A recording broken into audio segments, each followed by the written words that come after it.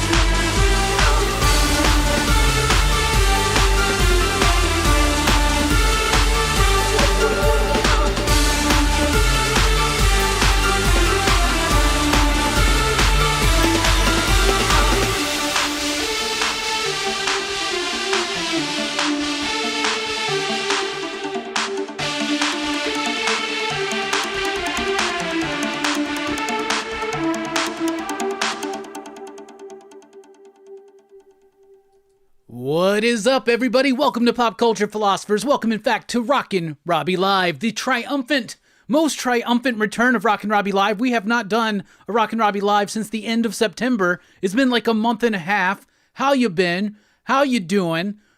Let's catch up together and have some time together tonight to talk about comics, movies, pop culture, and a whole lot more. Of course, I am your host, Rockin Robbie Billups, and we appreciate everybody joining us here tonight to have these conversations, and we're kicking it a little bit old school tonight. There are some changes underway for 2025's PCP lineup, and Rockin Robbie Live is still going to stick around, but it's going to go back more to the roots of where we first started this show and formulated this community. More of just kind of Q&A, less bits. There'll be bits.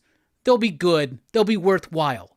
But more just direct conversation. That's what we're planning going forward. So I'm a little bit rusty at this. It's been a while, but Station, pop, boom, how is everybody doing? You should follow Pop Culture Philosophers on Facebook and on Instagram. If you're on Facebook, join the PCP Army. That's the official Pop Culture Philosophers Facebook group. If you're on X, you can follow me at the Rockin Robbie. And of course, you can support the channel at patreon.com/PCP, like these fine PCP patrons right there, or with the super chat, which is always welcome, but all the support we need is you being here. Thank you so much. Be sure to like, share, and subscribe. If you haven't already, share it to all of your friends. Let them know this is the hippest, dopest, most awesomest place to be.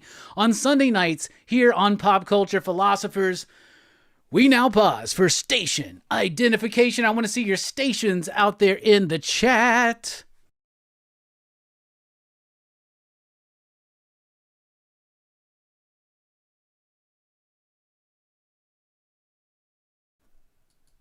All right, y'all, and don't forget that tomorrow night, PCP Movie Night, we continue our look at the Back to the Future trilogy with Back to the Future Part 2. That's tomorrow night here on Pop Culture Philosophers at 8 p.m. Central Standard Time. So what is up, everybody? Super excited to get into the chat, see what you guys have been doing, what you want to talk about. A whole lot has happened since we last did a Rockin Robbie Live. We're open to talk about pretty much anything involving comics, movies, pop culture, and a whole lot more. And that whole lot more could go either way, but we're going to officially kick it off with the first 5.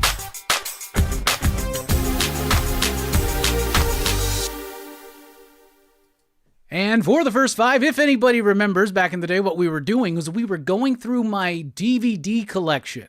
I got a Blu-ray collection, but I still got a little bit of a DVD collection. Things I've never upgraded, or things that the packaging or something about it was so cool to me or nostalgic. I kept it, like the Lord of the Rings book sets, you know? So anyway, when we last left, we were finishing up the ends. So now we're going to kick into the O's. I got one O DVD, and it's Once. Once is kind of like a musical. It's not really a musical. It's like people aren't going to start breaking out in a random song and dance. It's about a musician. It's about 2 musicians who meet up. They have a little bit of a connection. She helps him kind of get over a bad relationship. She's going over something herself, right? And they make this connection. They make this like a record together. And then it's just over, right? It's a really cool movie, and they actually have developed it into more of a full-fledged musical on stage, which I've yet to see. I'm a big Parker Posey fan, so next is Party Girl. I do believe there's a Criterion edition of this, but it is on Blu-ray in some form or fashion, but I just have the DVD, and actually this was the last DVD that I purchased. I actually bought this DVD like last year for like $5 on Amazon. There you go. Here's a weird stretch in the collection, but it's something I cannot get rid of. It's Patrick Stewart narrates The Planets. You get what I'm saying? So The Planets, which is the orchestral composition by, who is it? Who did the music? I forget all of a sudden. Why does it not say that? Why does it not say who did The Planets? It's like Gustav something or Gustav. What is it? Why is it not say Gustav Holst? There it goes. It's right there on the back. You just have to look for it. Anyway, so this is, I love The Planets, by the way. They're really cool. Like each planet at the time it has one, like Mercury, the messenger is like very like fast, and it's really cool. It's really dope. So this is like crudely computer generated and animated images of the planets while they're playing the planets, while Patrick Stewart is narrating facts about the planets. It's a weird stretch. It's not as good as it sounds, but it's something cool to have. Continuing our P's, we got Peter Pan. I used to love these Platinum Edition DVDs from Disney. And, you know, Disney stuff is not something I've ever felt the need to super upgrade, right? You got Disney Plus out there. I got a bunch of this on DVD. Do I really need to get the Blu-ray? But some I have upgraded. Peter Pan is one I'd want to, but man, I don't know if I'd get rid of this because I just love that slip. Look at that. They don't make them like they used to. And then we got a concert DVD. This is one I absolutely love. This is Pink Floyd live at Pompeii. So this is Pink Floyd while they're like recording Dark Side of the Moon. So it's like first phase, post-Barrett, Pink Floyd, right?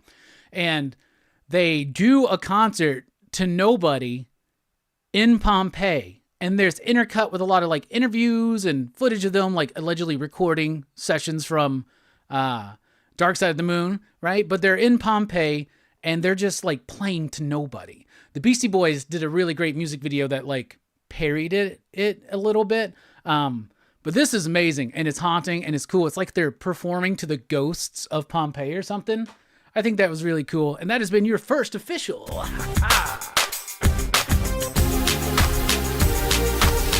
First 5. All right, what's up? Let's take a look at the chat. See how everybody is doing here on a Sunday night. Oh yeah, football is in session. By the way, just to catch everybody up on where I'm standing right now. I'm done with football. My Auburn Tigers are blowing it. Dallas Cowboys are blowing it. The Yankees blew it. Sports is over for me. I'm just waiting for baseball now. I'm just waiting for baseball to come back. It sucks. It sucks. It sucks. Cowboys playing tomorrow night. You know what? I don't give a shit. I haven't watched a game in weeks. I'm over it. I'm just over it. Hope your team won today. Whoever is listening to that commiserating. I got so sad all of a sudden. All right, we got GT Key Comic in the house first. What is up, my man? The artist formerly known as Jesse Say What? Saying it's been a minute. But here we go. Station, absolutely. Speaking of which, you know, it has been a long time. We shouldn't have left you without a dope beat to step 2, step 2, step 2, step 2, step 2, step 2.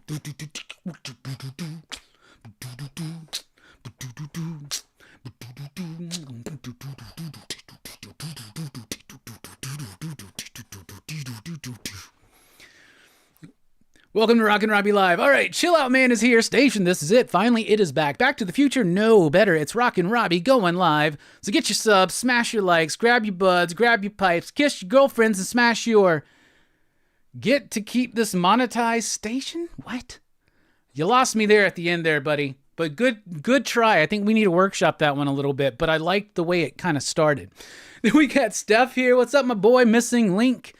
Chill Out Man, there you go again. Joe, what's up? Hi, Robbie. My picture was in G.I. Joe issue 1 on the Team Joe side, left column, second row, first picture. I don't have my copy of G.I. Joe #1 handy. It's in the other room. We're gonna have to do that during our intermission. I have to grab that. So you'll see Joe side, left column, second row, first picture. Sounds like a name for like some kind of like late 90s post-grunge alt college rock band's like album cover, like title. Left column, second row, first picture. Yeah? No? Maybe. I don't know. What's up, Joe, though? Nice to see you. Happy to see that you got in there, Team Joe. Hell yeah.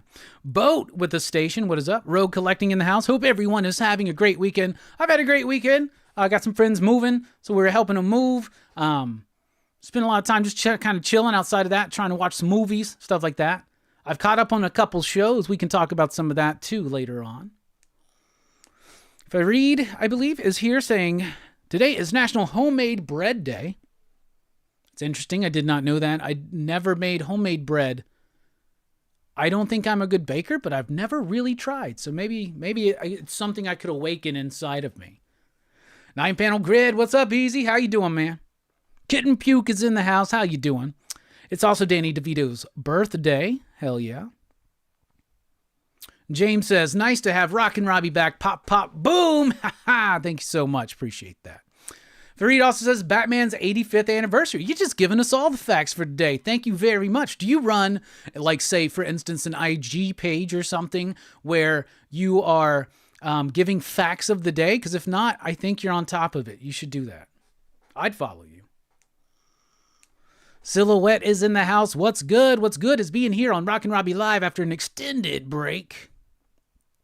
Kid Puke, my state legalized. Let go, baby. Let's go. All right, dude. Cheers to you, my man. Ketchup. What about ketchup, Boat? Ugh, I hate ketchup. Ketchup's the worst. But if you like ketchup, I'm not going to hate on you for liking ketchup. Fareed says the Jake Paul Mike Tyson fight was awful. I mean, I didn't pay too much attention leading up into it, but like honestly, when it was happening, and I didn't watch it live because apparently a lot of people had problems streaming it on Netflix, but I don't have a Netflix subscription right now, which I need to reactivate one so I can watch Cobra Kai Season 6 Part 2. Because that should be out right now. That's out right now. Oh my God, it's out right now. Cobra Kai's out right now. I should just end the stream and go watch Cobra Kai. Anyway, we're not going to do that. So, what was I talking about? Oh yeah, the Jake Paul. I didn't watch it live, but I've seen clips and stuff since. But I was watching a YouTube reaction to it, like a live commentary. And it seemed to go the way that all the experts thought it would go.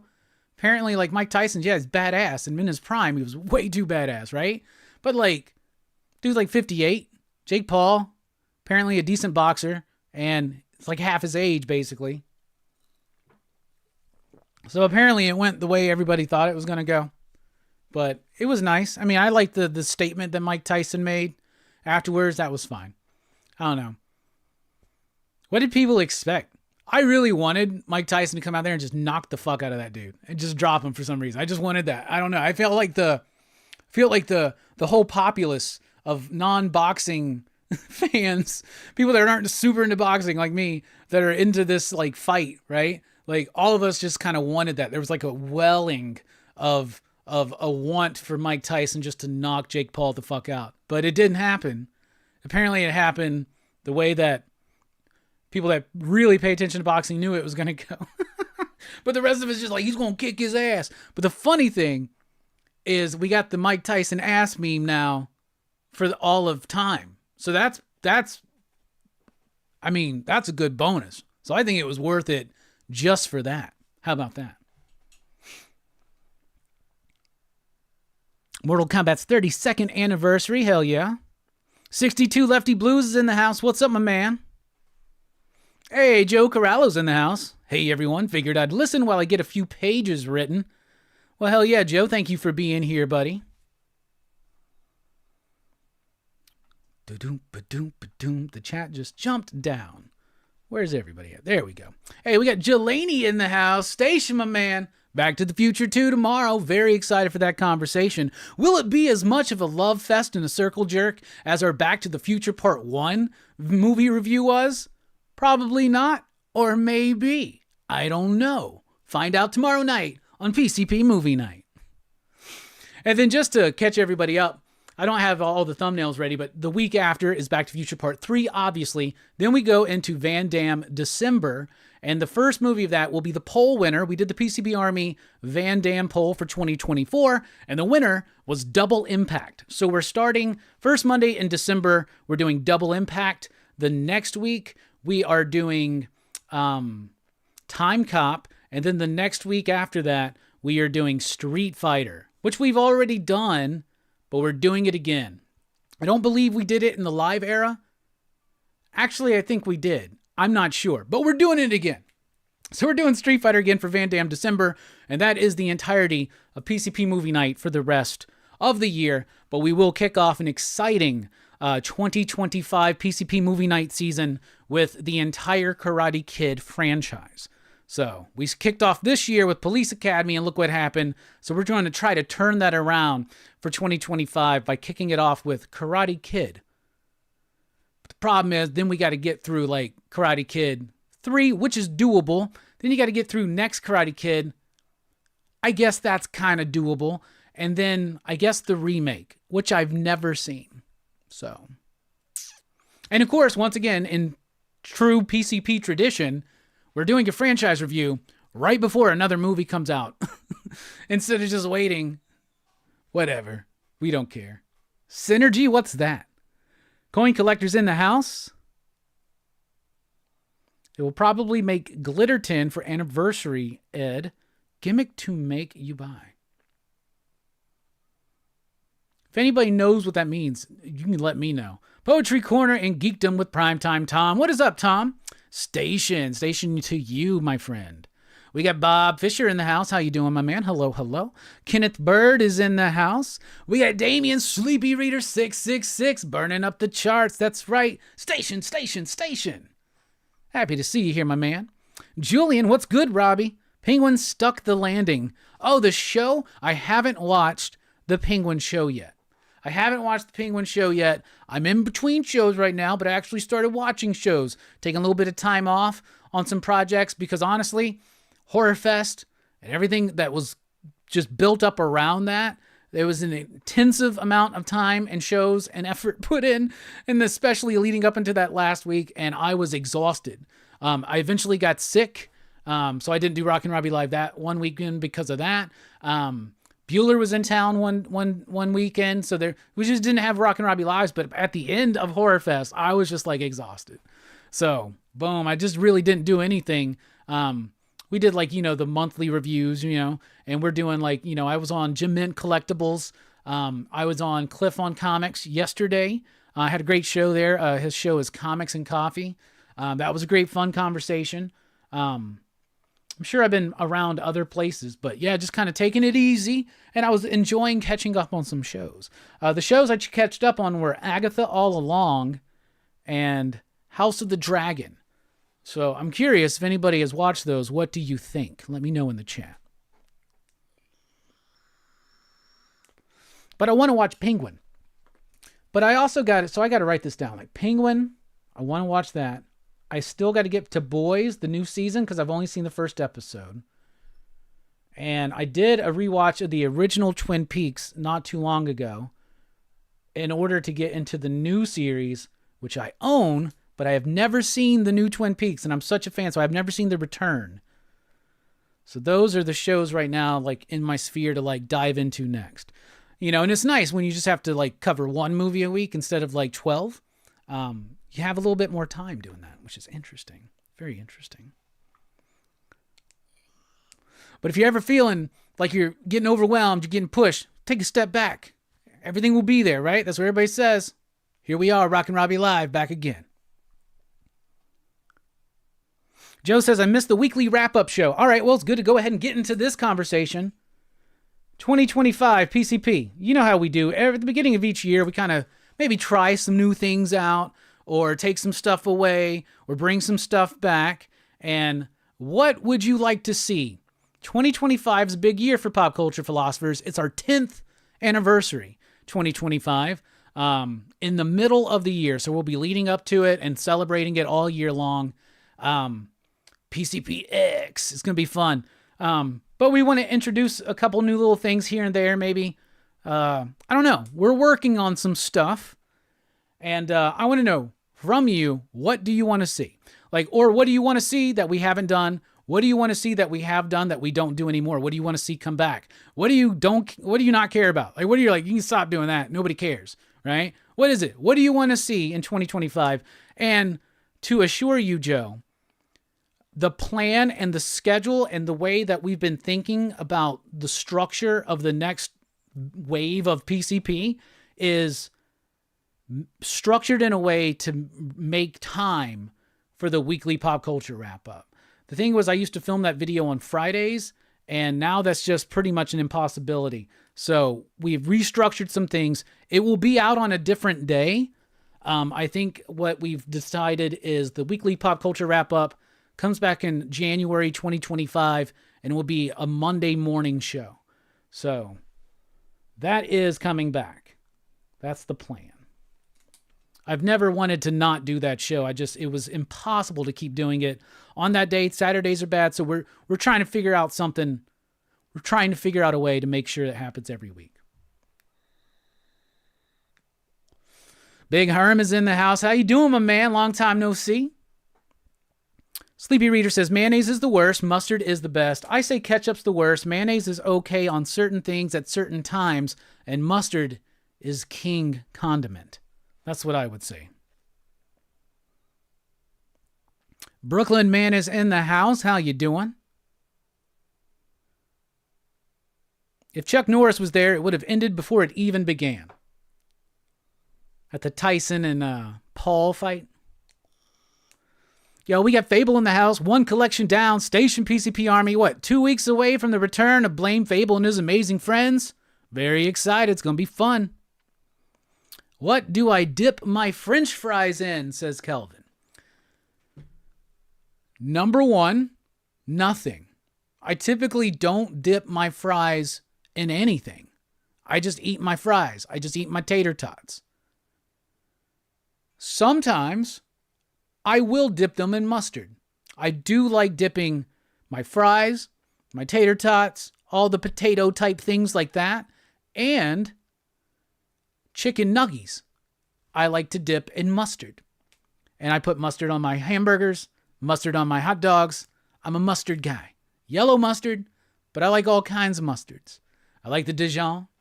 I like the stone ground. I don't really like the honey mustard. I don't like sweet sauces. I was talking about this earlier with a friend. I don't like sweet sauces. So I don't like ketchup, but I like ghost pepper ketchup. I have a thing of ghost pepper ketchup on my desk at work. And I'll dip fries in that sometimes. And sometimes I'll put that on a burger, right? And I don't like teriyaki sauce, but I like spicy teriyaki sauces. And I don't like most barbecue sauces. I like Carolina sauce, I really do.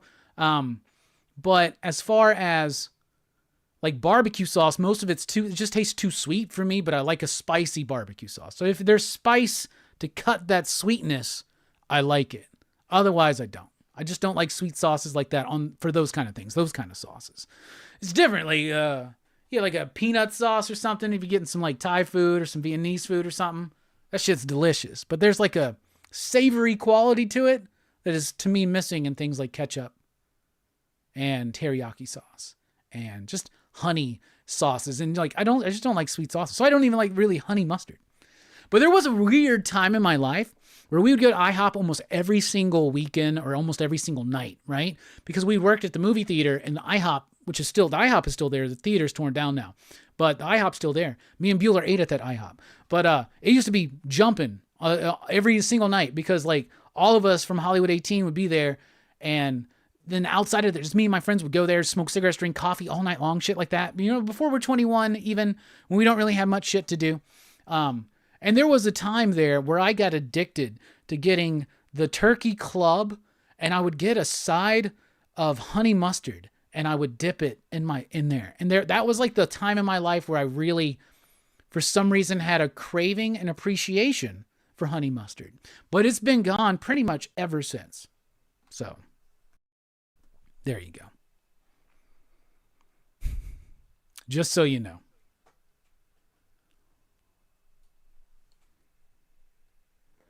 All right. I don't like that. Hold on. Something happened with my audio, and now I got an echo in my freaking head. I hate that. All right. That's what I dip my fries in. 62 Lefty Blue says, congratulations, you beat a senior citizen. Joe says, I thought the female fight was great, but the wrong person won. I heard a lot of stuff. Hear a lot of people say that. This echo is really messing with me. Jesus. All right. How about if you can't hear me all of a sudden, just let me know. I can't handle that. All right. I can still hear it down there. Oh my God. Okay. Hey, Circumstances in the house. What's up, my man? How you doing? Boom, boom, boom. Why did I do boom, boom, boom?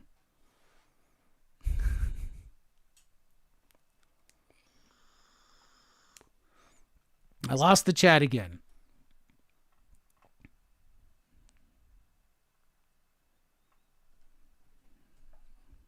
Here we go. Oh, and we got Hydra Asylum Comics in the house too. Super excited for Back to the Future 2 tomorrow station. Yeah, I'm super excited to talk about it. It was a nice, fun revisit. I got some thoughts. I don't think it's going to be the circle jerk that it was last week. I don't think so, but we shall see.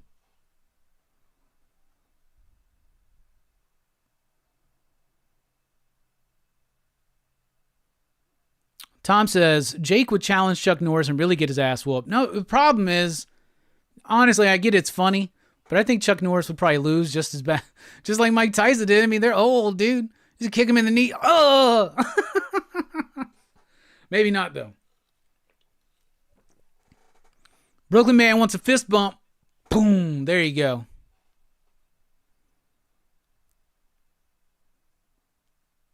Joe Corralo says, I can't believe Police Academy was almost a year ago already, right? Calvin says, no Bloodsport. That movie inspired Mortal Kombat. Yes, we love Bloodsport so much, we've already covered it twice. There are 2 Bloodsport movie reviews from us here on the channel already. We did one just last year for Van Damme November. So, no Bloodsport this year, but I bet we'll do it again one day. But we already got 2 of them up there.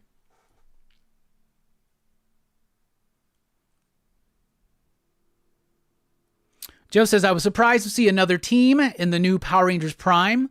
I didn't read it. I stopped reading the Power Ranger books. Was it good? New team? Well, who's the team? Was it good, though? That's the most important thing, right? Silhouette says, dude, the Penguin show was amazing. Yeah, that's definitely one I got to dive into. I kind of just want to finish through The Boys, though, since I had already started it, but it's been so long. I need to watch Penguin. I haven't gone to see a new movie in a while. I think, what was the last movie I saw? Joker 2? I liked Joker 2. I did like Joker 2, y'all. Yeah, that came out since we last have spoken here on Rockin Robbie Live. I liked Joker 2. I thought it had some issues, but if it was like just rearranged and little snips here and there taken out, I think it'd be quite a masterpiece. That's what I'm saying. I liked Joker 2. Blew my mind. Was that the last movie I went and saw? Surely not. Maybe it was. Well, Terrifier 3. I went and saw Terrifier 3. I liked Terrifier 3. I really liked Terrifier 3. I hated 1. I despised part 2. I like 3 a lot. I like part 3. Surprises me. Circumstances says 7.5 for Agatha. I think Han is hot, but it kept me curious throughout. Plus, I'm about that West Coast Avengers life. All right. 9-panel grid says Agatha all along was pretty good. Gets better the further you get in. I agree with that 100%. Bob says Penguin was the best thing, sports-wise, watching BKFC. What's BKFC? What's BKFC? I liked Agatha all along. So Spilio was the one who told me to watch it, and I was like, I don't know, we'll see. So all right. So I watched the first 2 episodes, and y'all, I'll be honest with you, I was done. I was like, this show's boring. I don't care. I'm done. I'm over it. And then I talked to John about it, and he told me, you got to get to episode 5, but when you do, you're gonna love it. You are gonna love it. All right. Well, it was the weekend I was sick. So I watched episode 3 and 4. And I was like, all right, I'm starting to dig it a little bit more. Then I watched episode 5 and I was like, okay, I like this show. And then from 5 on, I was invested. I was into it. I loved all those characters. I got to really, really love being with those witches on that road, on that journey. And it started giving me like the feeling you have when you're a kid watching shit like Wizard of Oz and I don't know, like fucking Legend, just kind of like the idea of like, or like any kind of Jim Henson shit where you're like just this fantasy journey like Narnia or Lord of the Rings, just kind of have that vibe for it. And it didn't feel the need to super plug into the MCU stuff. Obviously, it's a spin-off of WandaVision. That's mostly what it's focused on. I thought Wiccan was great. Agatha was great. Aubrey Plaza. Oh, goodness me. Fucking smoking, badass, funny, charming, and evil as shit. I loved Agatha all along. I would give it, because we do the 5 you dig score here, I would give Agatha all along a very enthusiastic 4 you digs. That's what I would give it. So there you go. That's what I thought. All right, Fable says, live watch-alongs. That's something we're thinking about, live watch-alongs, like with movies and stuff, right? Maybe some TV shows. Like live show, like you mean live watch-alongs of TV shows or coverage of TV shows, Fable? Tom says, Agatha all along was okay. Still irritating that they are highlighting minor side characters in their own series. It was cheesy, of course, but Catherine Hahn, Agatha, really is superb as Agatha. I agree. Thought she was great. I loved all those witches, though. And I don't care that, that was initially my thought. Like, oh, why do an Agatha show? That didn't seem to, well, why? But I liked it. I thought it was fine. Easy Reader is in the house. What's up? What's up, gang? Agatha all along was very good. Patty Lapone was wonderful and worth the watch. 9-panel grid says we need more Jelani telling people they're worth it. Well, hopefully that will happen. We're a little over a month away from our annual Festivus stream.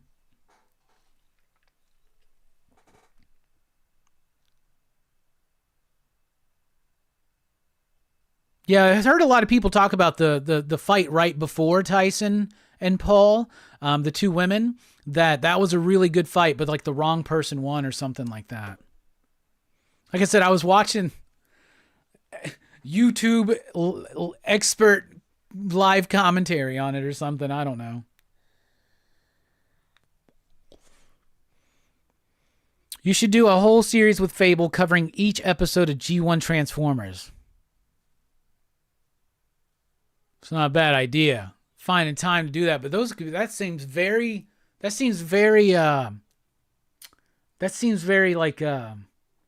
like that would be short form. That's the term I was looking for. Very short form. I don't know. That's not a bad idea. I don't know if I could squeeze that in. Well, I don't know. It depends on scheduling.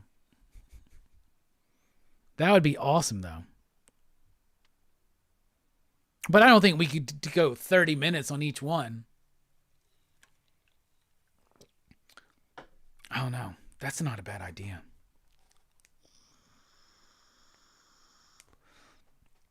Big Herm says, love ketchup, like mayo, can't stand mustard. We're like the exact flipped opposites. Bob says, fries, I dip them in my sunny side up egg yolks. Big Herm says, love McDonald's fries with that sweet and sour sauce. Now, I love McDonald's sweet and sour sauce, which doesn't taste like any other sweet and sour sauce I've ever had, but I love that sauce, and I love it with their chicken McNuggets. So that's a go-to with those. There's a place in here in town called Bad Daddy's. It's like a burger bar is what they call it. And they have this like sauce that I think is just like mayonnaise and barbecue or something. I don't know what it is. It's like a creamier, tangier, barbecue-y type sauce, but it's got good flavor to it. I go there and get tater tots and just dip them in that thing. I fucking love it. I love them. Chocos is in the house. What is up, my man? Joe likes interviews with creators. We're definitely doing some of those. We used to do them every week. We're not quite doing them every week, but they're, of course, well, we actually kind of do them every week with the Dynamite show now, too. But yeah, you can look forward to more creator interviews and maybe even some other interviews. Yeah, for instance, I had an opportunity to meet and interview someone today, and that video will drop on Thursday, but I have a little sneak peek for y'all to check out that we'll get to in a little bit. What is the progress on your comic? Right now, we are about to go to print on the ash can, and then we will have an ash can available, and our idea is to sell the ash can to raise funds to help produce the rest of issue number 1. So the ash can is, I believe, 12 pages. It's 12 pages of the book. The art is not early stage stuff either. It's pretty much done. So that ash can will be out in 2025. I'm pretty certain early. And then I want to get it to a point before we crowdfund it, because I don't want publication to be too far away from funding. But we shall see. Hopefully, if everything goes right, we'll be crowdfunding the book by next summer or fall. So, hopefully. But there will be an ash can, which will give you your first look, that will be available to purchase probably at the very beginning of 2025. So that's the progress on it.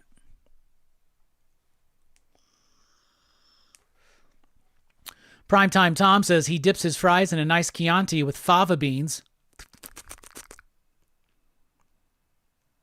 Bob says McDonald's fries only need salt. I kind of agree with that. Have you ever been into any Sonic comics? No. We didn't really have a Genesis. We had Super Nintendo, and we had NES, and we had Atari 2600. There was a brief time there was a Genesis in my house. I don't remember why. I think we may have rented it back when you could rent consoles from video stores. And I never really got into Sonic, but Sonic is something that, of course, still is big in the games, but is incredibly big in the comic world. And it's one of the best selling monthly, like all ages books out there. Really is. The DC sneak peek has not already happened. All Transformers live action movies. That sounds like a torturous way to end a action fest one year, and so we'll probably do that.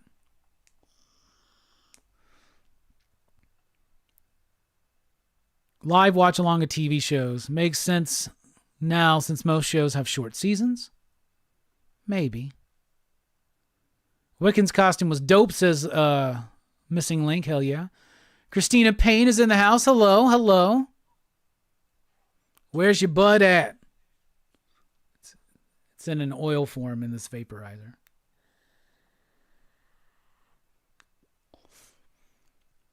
Go watch Gladiator 2. I will watch Gladiator 2. I'm excited to check it out, but we'll see.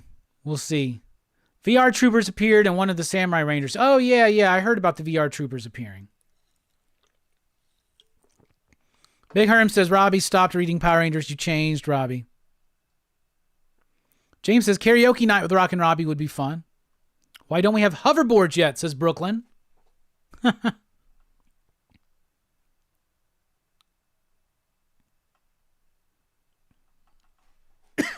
I think I got a super chat. Yes, we got a super chat from Sleepy Reader 666. My man, thank you so much. It's been a long time. Let's see if I still got the pipes for this.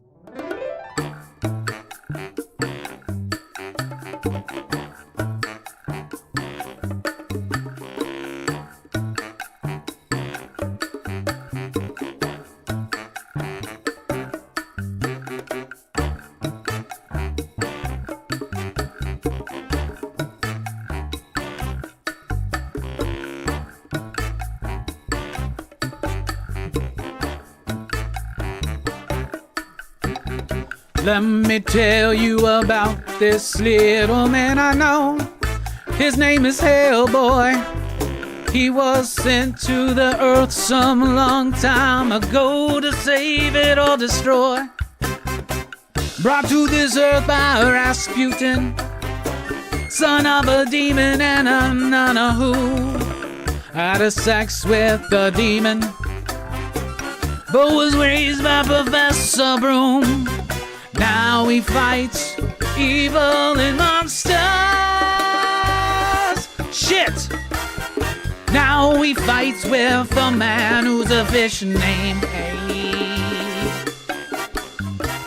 And now he fights with a fire starter named Gliss. And an ectoplasmic mess named Johann. BBRD, yeah!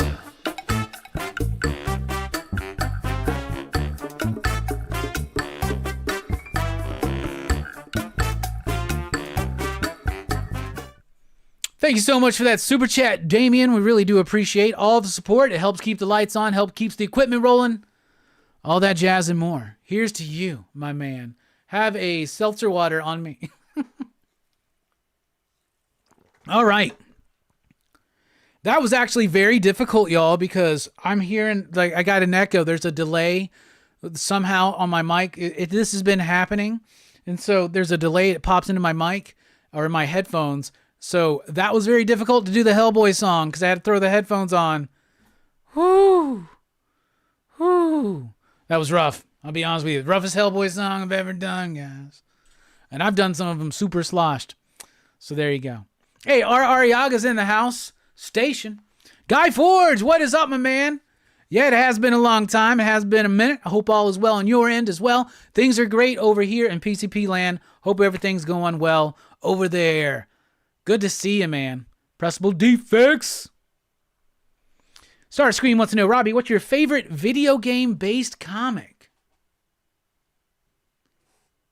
Do I even have a favorite video game-based comic? Honestly, I don't know. I don't typically read a lot of video game-based comics. I'm not really into modern video games. So it'd probably be something old school.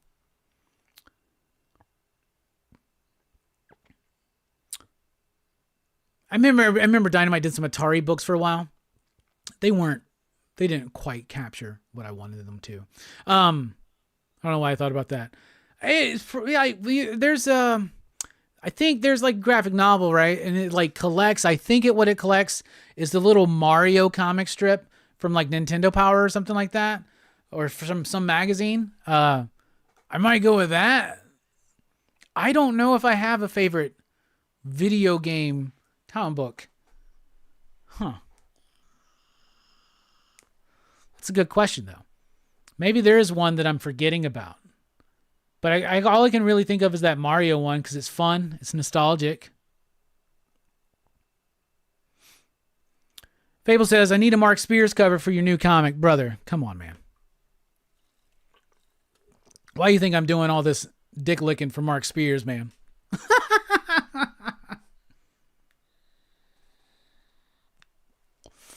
Damien says, eagerly awaiting that comic. Thank you so much. I appreciate that. Brooklyn Man says, yeah, I'll join a Kickstarter for sure. Well, thank you. Thank you. Silhouette says, y'all make sure to look into the New Gods and pre-order if it's something you're interested in. That's right, Silhouette. Rom V's New Gods with Evan Cagle. Very excited for that book. Is on FOC tomorrow. On FOC tomorrow. I've gotten an early look at it, but I haven't read it yet. So I'm a bad pop culture philosopher tonight.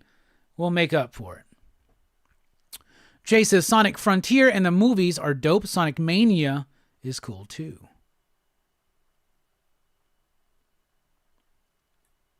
Who's my favorite X-Men member? My favorite X-Men member is Hank McCoy, the Beast. Number 2 is Nightcrawler, Kurt Wagner. Number 3, Wolverine. Sorry, I love me some Wolverine. Number 4, that's where it starts getting tricky. Number 4, Archangel. Archangel, not Angel, Archangel. And number 5, let's just throw a curveball out there. Maggot. I love me some Maggot. So there you go. Bishop, too. I really like Bishop. Keith is here. Hey, man, I love your videos. Well, thank you so much for checking them out. I appreciate you. PJ is in the house. Holy Station, welcome back, Robbie. Bloodborne by Titan is a sick video game series. I remember reading a Bloodborne book or two because Alesh Kott did it. I remember liking that, but I don't think I finished through it. Michael says, Dawn Runner was so sick. I loved me some Dawn Runner. So the same writer, same artist on New Gods. I'm sure it's good. Fable says, I heard Cyberpunk was pretty good and the Witcher books. Joe says, I did meet one of the creators of The Exorcism at 1600 Penn Street and Ashcan signed. That's dope. Where's that book been? It's been a while since that book released.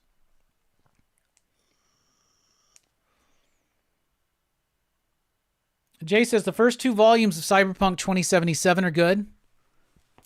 Missing Link says, Maggot, Eenie and Meanie were cool. Yeah, I loved them. And there's, I think it's X-Men number 78, maybe. There's a really good Maggot story in there that I love. Don't just look at it. Maggot. Both says, I've really been liking Forge from the new book. Post-Krakoa is my first X reads. I love Forge. I've loved Forge ever since I got that action figure with the quick draw action. Super fucking dope. I got to go grab out all my Toy Biz X-Men and redo the background and spotlight them. That's what I need to do. Big Herm says, the Tomb Raider books by Gail Simone were good. Honestly, too, at the very beginning when they first started doing the Tomb Raider books, Dan Jurgens was doing it, and I enjoyed those too. Honestly, for what they were. Yeah, there you go. That's a good one. Stu is here from Dr. Doom's fan club. Station All, Station Robbie. Good to see you back for Rockin Robbie Live. Yeah, we back and we live, man. I'm still alive. Hey, I'm still alive. Believe it or not, I'm not drinking tonight.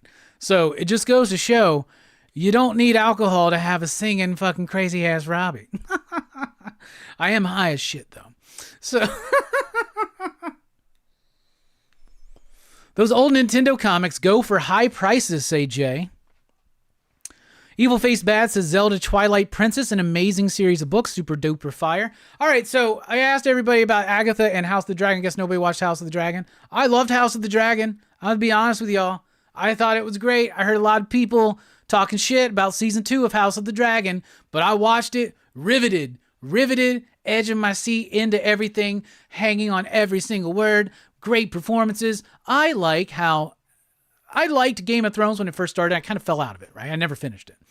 But House of the Dragon is like more of a focused narrative, more of a focused story on a core group of characters. It's not so like sprawling and out there. Like it still uses the geography. It still has these different houses and this intrigue and all that kind of shit. But it seems more like focused to me.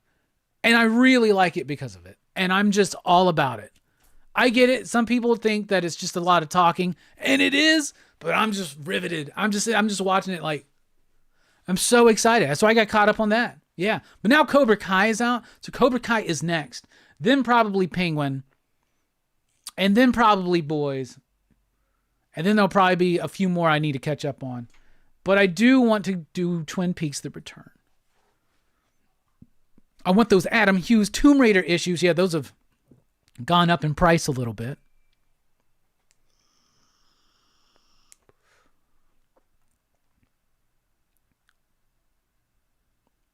Name Changes says, I get my kicks through comics.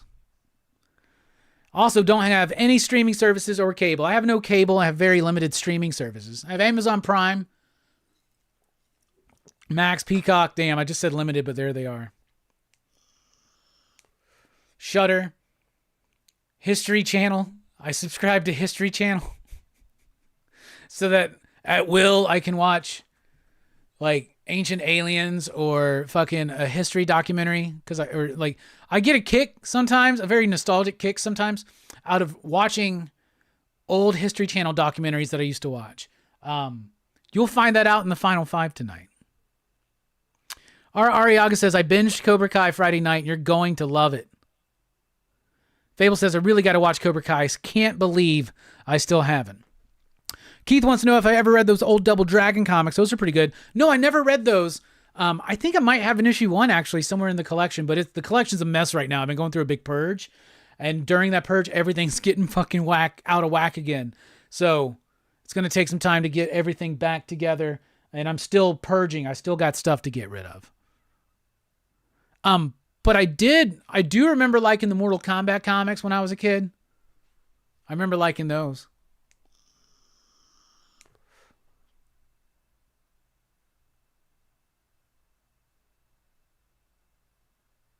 Yo, what's up, Choose Violence?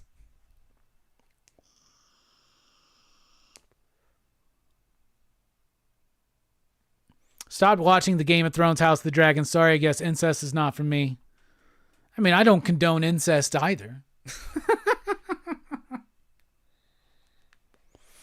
No, I don't. I don't get into Shark Week, Herm. I really don't. All right, we're doing a taste test.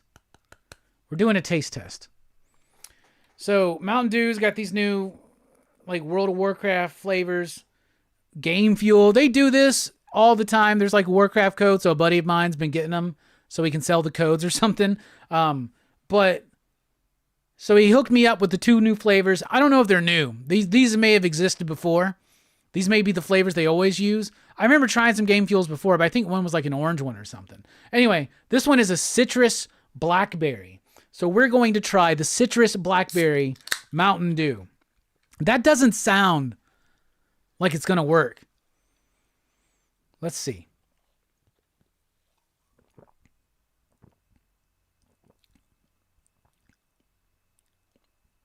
Okay, so it tastes like blackberry jam. Where's the citrus? That's a very strong blackberry flavor. It's very like filmy, syrupy.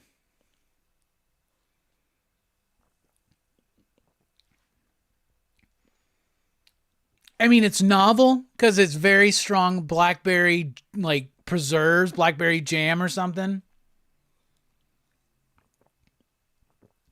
Maybe a little bit of lemon on that, but I don't know, not quite for me, but I guess it gets the job done. It's a really big punch of fucking blackberry. I'll give that 3 out of 5, you digs. There you go. All right, we're taking a quick break. When we come back, the DC sneak peek, and I'll let you in on a little special thing that happened today. So that's going to be pretty freaking cool. We'll be right back here on Rockin Robbie Live.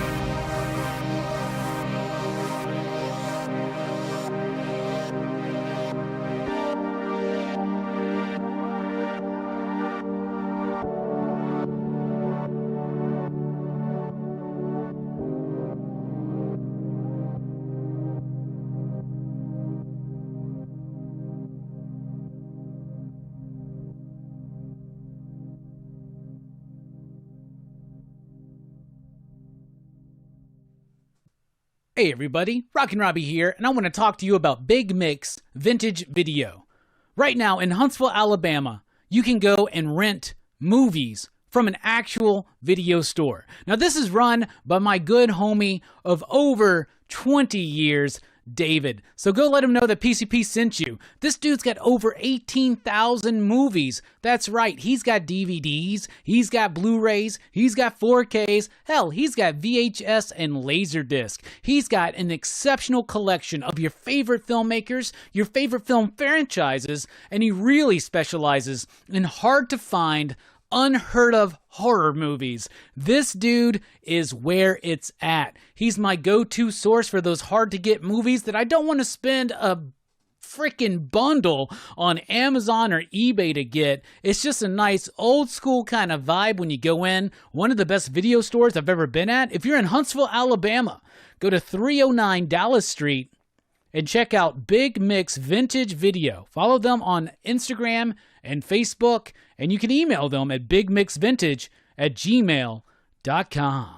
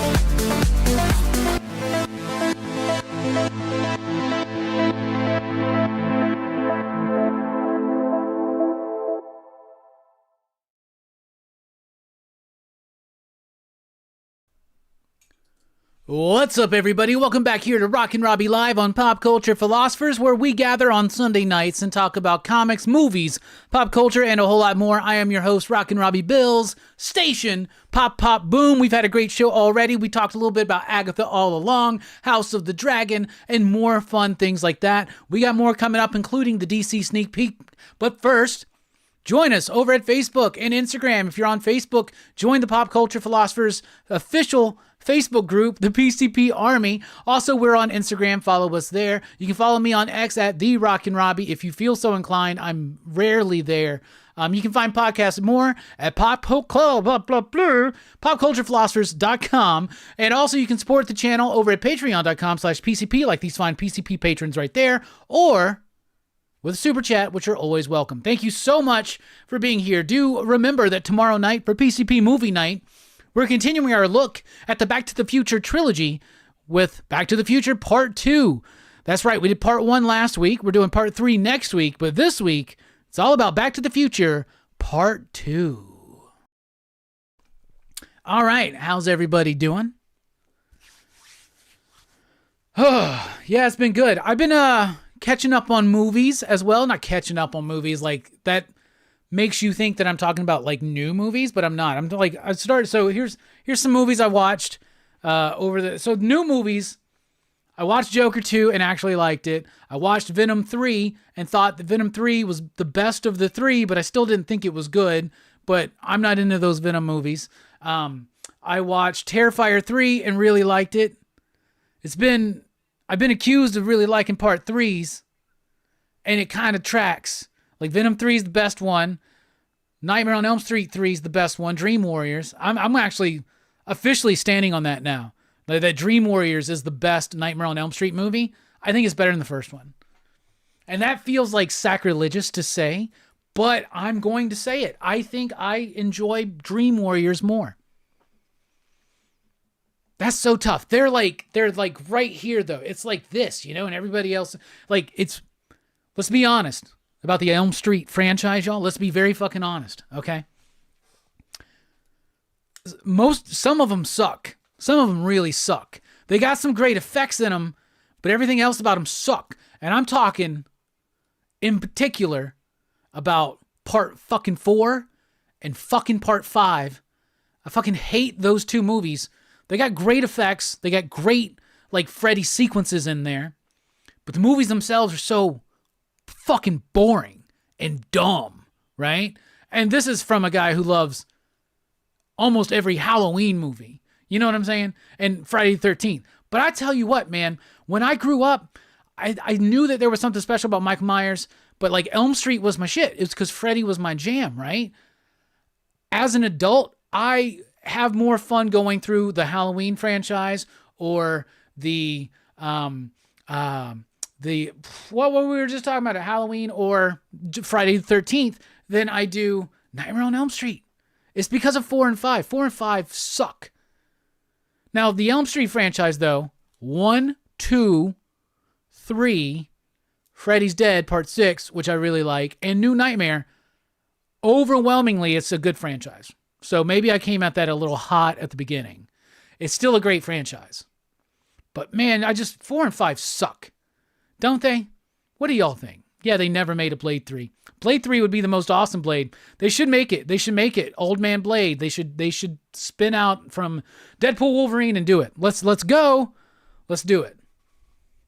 Anyway, that was my rant about Nightmare on Elm Street Part 4 and 5. Dream Master, Dream Child, fuck the master, fuck the child. Those movies blow. I hate those fucking movies. Will I watch them again? Abso-fucking-lutely. Because that's what we do.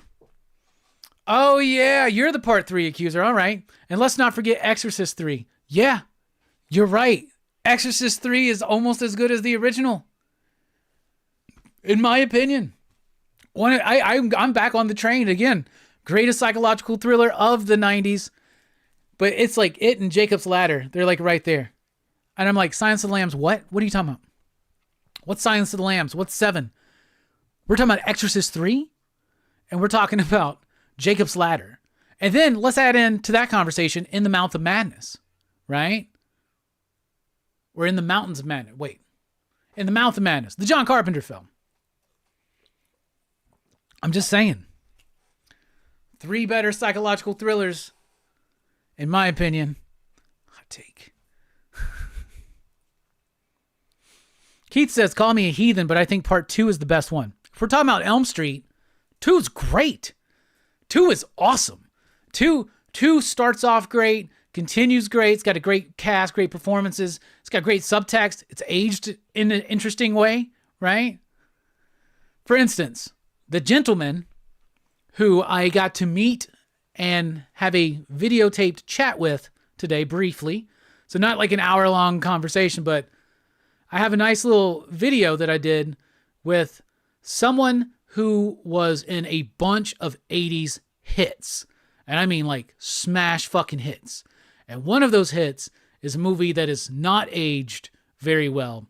We briefly spoke about that before we went on air, before we recorded, because it wasn't a conversation I felt that I wanted to try to present, because he took time out of his busy schedule to make time for me. So we'll be giving you a snippet of that very, very soon. Why am I teasing it so much? I'm teasing it so much because we're not there yet, because now it's time for the DC sneak peek. All right, DC has comics out this week, believe it or not, and I have already read the ones I wanted to read, and I'm going to let you know what I think about them. And we're doing in honor of Damien, Sleepy Reader 666, we're going from my least favorite to my most favorite. So I actually got to rearrange something here. Okay. So we're going from my least favorite to my most favorite, but honestly, I would say that all of the DC books that I read this week for this upcoming New Comic Book Day on the 20th were solid. The weakest one for me, though, was Titans. So this is Titans issue number 17, the second part of the new run by Jonathan Layman. It's a Clock King story. Clock King has been changed as a result of the post-Absolute Power DC Universe, this all-in era, and he's come up against the Titans, and I like that they're trying to level up this character, but because this was just a 2-issue arc, it kind of felt undercut, right? But the issue does have a really great setup at the end that was pretty damned exciting. So Titans, number 17, it was I had a comment on a video not too long ago for the weekly review that said, could you please describe a book some way other than it's all right? Well, when I say it's all right, that means that it's just like, congratulations, you made a comic. It makes sense. It wasn't boring. All right, then we got Batman Full Moon issue number 2. Rodney Barnes is writing this one. It's Batman versus a werewolf, and Batman doesn't believe in werewolves, and in the last issue he got bit, and so they're worried that he's going to turn into a werewolf, and he's like, I'm not going to turn a werewolf, I don't believe that shit, science. The one thing I don't like about this series is this hard-ass stance Batman has against not believing in the supernatural, which it makes sense for the character, plus this is not a continuity-based book, it's a DC Black Label book, so they can do whatever they want. It's a great cover by Francisco Francavilla, by the way.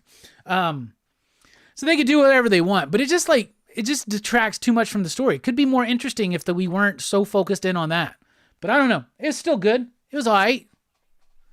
All right, then we got Batman, Superman, World's Finest, issue number 33. This is the end of this Eclipso story. It ends in a satisfying enough way. This book has taken a little bit of a dip in my enjoyment of it since Dan Mora has been off the book. I don't know if he's planning on coming back, because I know he can knock out 2 books a month, and he's doing Justice League Unlimited, but I don't know. I would love to see Mora back or a different artist. This artist isn't bad. It's just not capturing the vibe or the flow that I think makes this book work. And I think that it was Mark Waid, but mostly Dan Mora that really elevated this. So Mark's still there, but the book has dipped down just a little bit in quality for me. It's all right. Then from the Milestone universe, we have Shadow Cabinet, issue number 1. The problem with me with these Milestone books is that I so infrequently read them. I'll read every new Milestone book when it first starts, and then it will stop making sense to me and I feel like muddy in it and then I drop out. But the reason why that happens is because I have not consistently read and kept up with the Milestone universe. And I also don't have a super great ground foundation of the original Milestone stuff, which I still got to get that compendium and we need to go through it sometime. But that being said, this was a decent enough issue. It was all right. It kind of felt like old school run-of-the-mill comics. It was decent. It was cool. I didn't mind it. Like, I'll come back and read it, but I know that the more this goes along, the more I'm going to feel lost. But that's my own damn fault. So it's all right. But if you're a Milestone fan, check it out.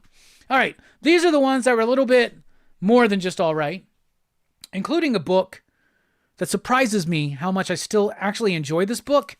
And it's Jenny Sparks, issue number 4.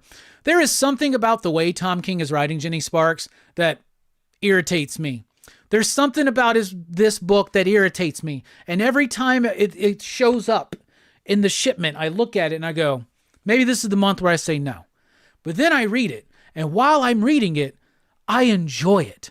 The structure, the pacing, the flow of the page, the artwork.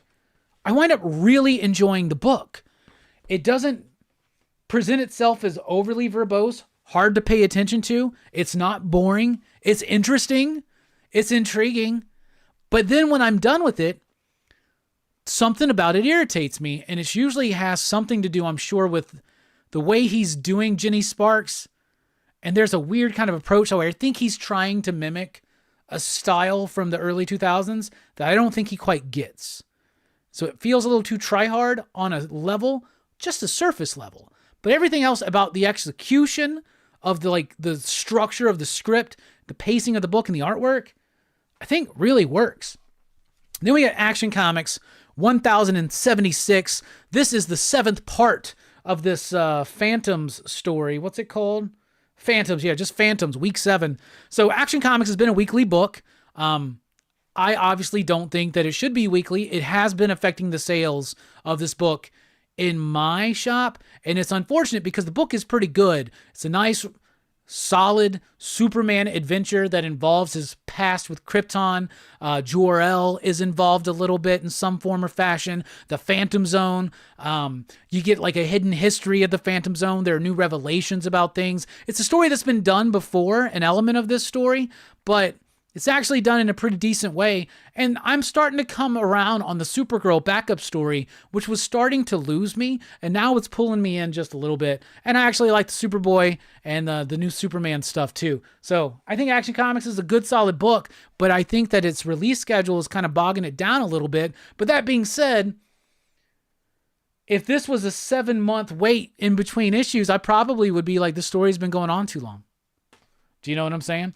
All right, then we got a new one. The Question, All Along the Watchtower. It's kind of interesting, the layers of the meaning of All Along the Watchtower with The Question and DC Comics.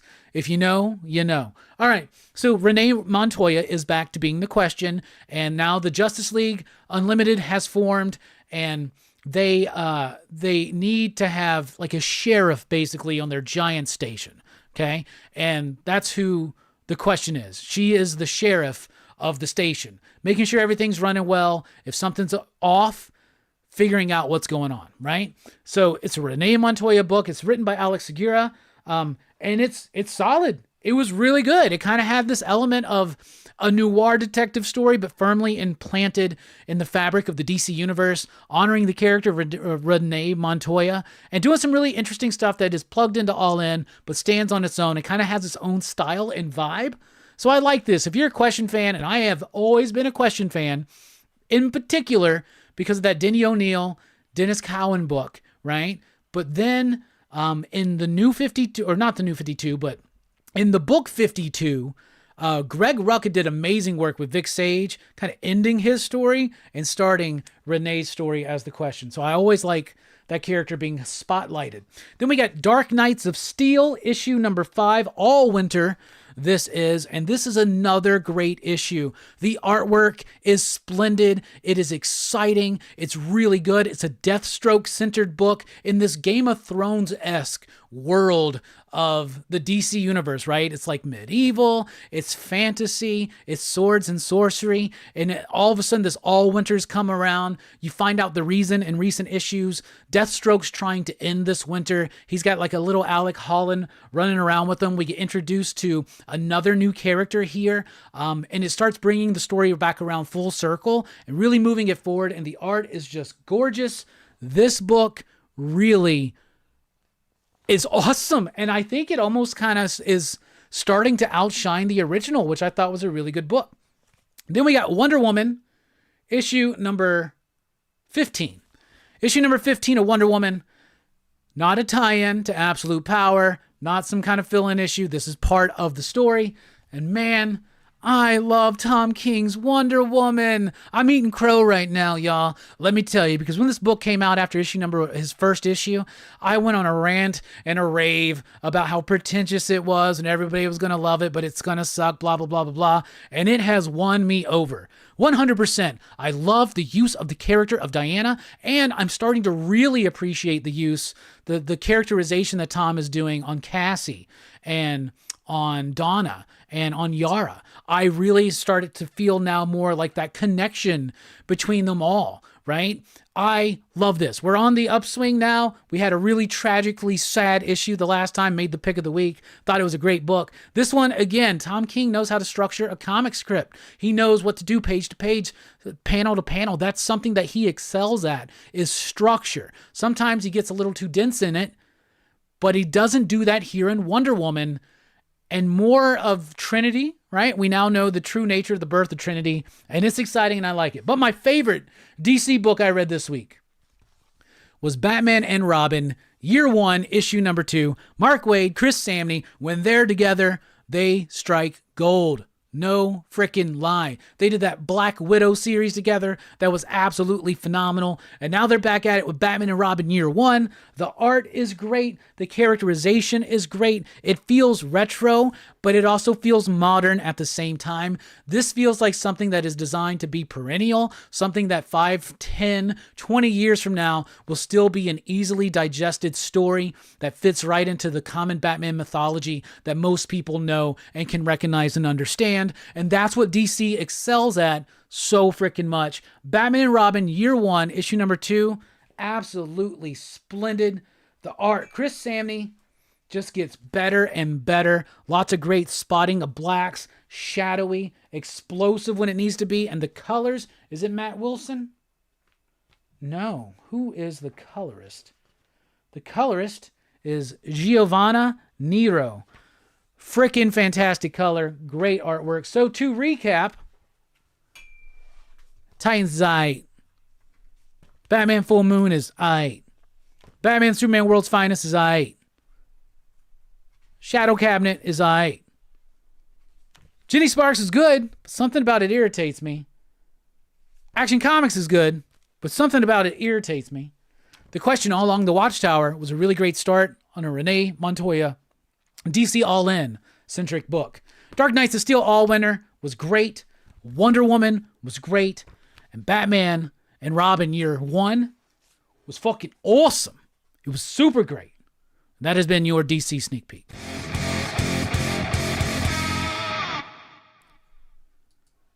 All right, let's take a look at the chat, see what's going on.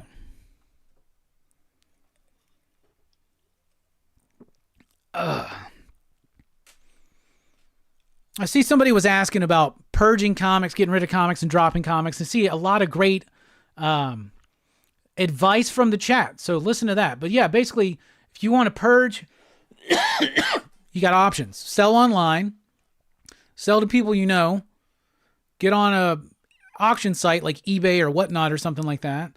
Tons of places like that. You can take them to a local comic shop. You'll get less, but you can take them to a local comic shop. Maybe they'll buy them. There you go. You can take them to a used, maybe a pawn shop, some kind of used vintage store. These kind of places exist, you know, Second and Charles. You can do that.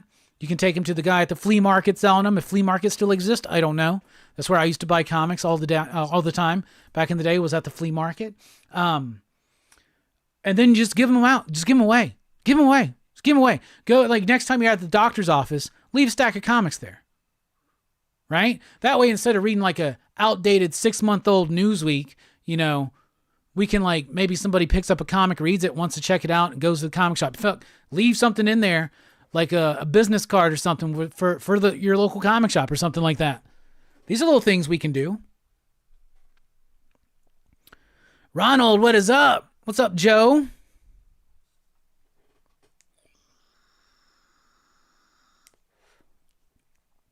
I think this atomizer's already shot. That sucks. Joe says I should buy more of G.I. Joe #1 and sign my picture, sell them. Oh, I forgot to go and check that out. Holy cow. Hold on.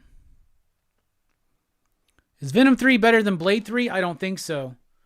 Steph says Venom 3 was a lot of fun. Well, 62, there is no Blade 3, so that's an unfair comparison. Keith is not a big Question fan. Have you ever read the Denny O'Neil, Dennis Cowan, Bill Sienkiewicz Question Run? Curious.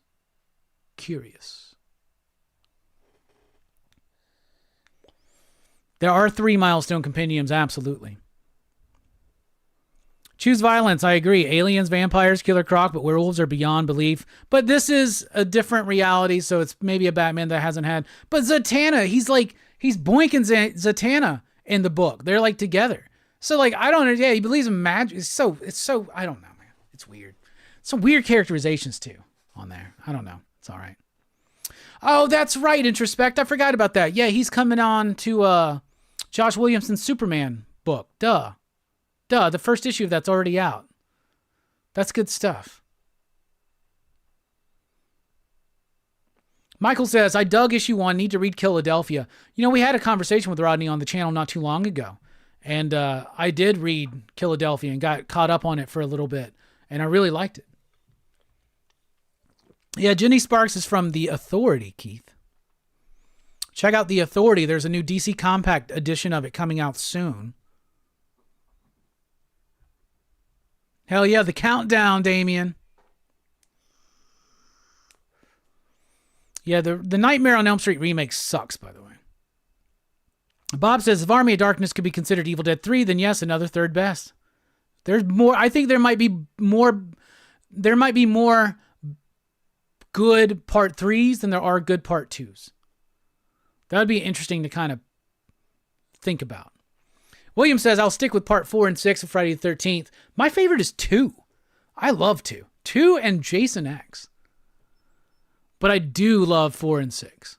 I don't like 4 as much as others, though. But I do like it. I like it a lot. I like 7 and 8, too. I like them all except for Jason Goes to Hell. Jason Goes to Hell sucks. Jason Goes to Hell is the dream child of the Friday the 13th franchise. That's what I think.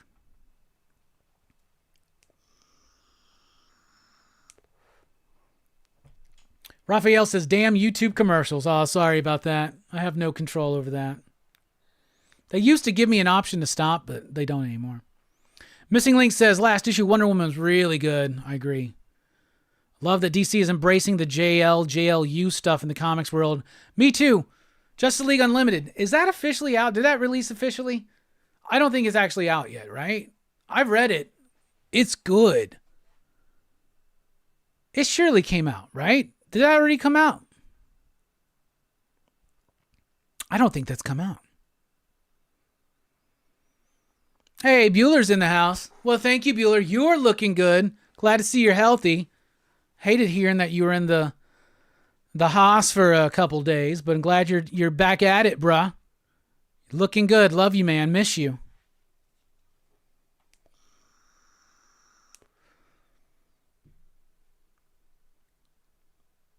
Yeah, Keith, I agree with you on that. Bo says, you're on point about Action Comics. I dropped it after it went weekly, but it would feel long for a monthly. I would love to see Allred's Wonder Woman, just like they did Dark Knight and Superman. I bet I'm pretty sure that that's what they're wanting to do. They did Superman Space Age, the Batman Dark Age. I guarantee you they're doing a Wonder Woman Golden Age or something like that. Should I wait and trade buy all winter? Well, at this point, it's 5 issues in. and it may be difficult to kind of piece together the run. So I would recommend trade weighting it. It's definitely something that I think is going to read much better all together than broken up, but it's still a pretty decent enough, just enough happens to keep you engaged, right?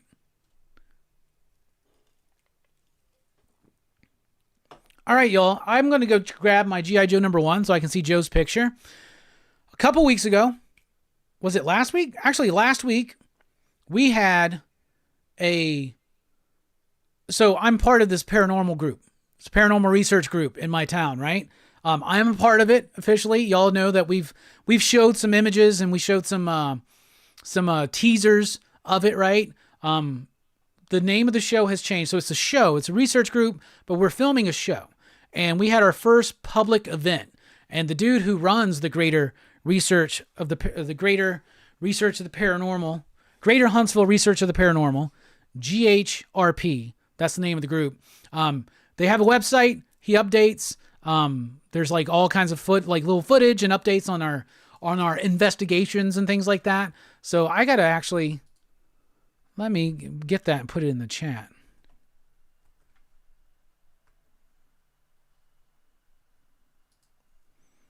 Should be bookmark here. There it is. Nope, that's not it. Let me find this real quick.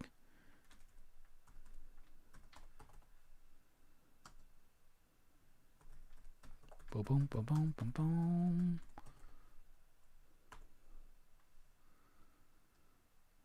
Why can I not find it? All right, give me a moment. Station. Anyway, so we had our first public event, and Scott, the guy who runs it, did a fantastic job he delivered a couple lectures, one about the Mothman and one about kind of like what this group is, why we're doing it, all that kind of shit, right? Oh, here we go. Well, that's the YouTube channel. Don't want that. I want the website. Oh, it's hsvparanormal.com. I forgot. It's not GR. Okay. All right. Thank you for bearing with me on that one, y'all. All right. So here is the website. If anybody wants to check out some information on the group and who's a part of it and what we're doing and all that kind of stuff. But during that awesome event, Scott did a great job with the lecture. And no, we didn't record it because we're stupid, right?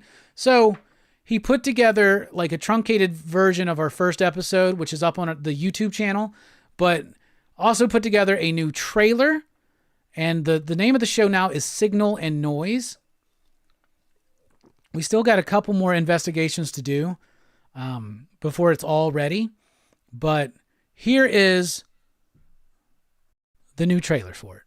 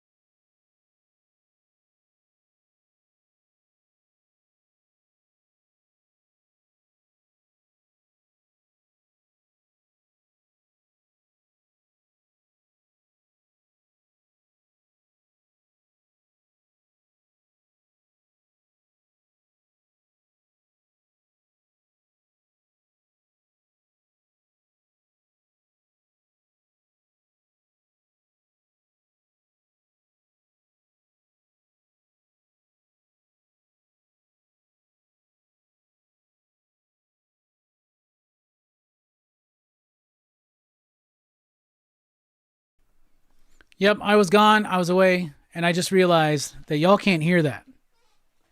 So I got the wrong file. So we're going to have to redo that next week. I'll show it to you next week. Looks cool though, doesn't it? But if you go to that website, You can watch it there. It's on their YouTube channel. All right, so we got the G.I. Joe out. We're going to find Joe. Left column. Second row, first picture. On Team Joe.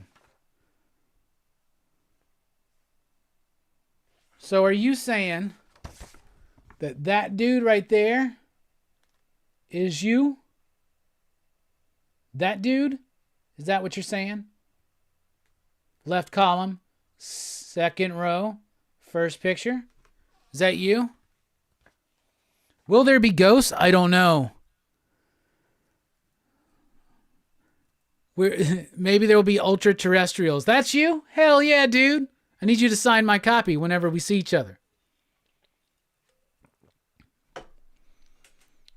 Yeah, sorry about that. Hey, Everything Comics is here. What's up, Bob? I thought I would drop in and see how Robbie's doing. He's a smooth like fine wine, but still packs a punch like a good whiskey.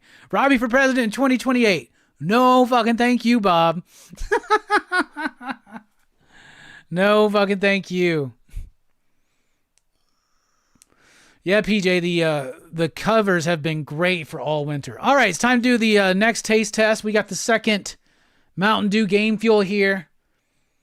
I didn't really like the blackberry citrus, but let's see about the citrus cherry. Sounds like, how do you fuck that up? It's probably going to taste like Code Red. Is that what you think? Smells pretty good.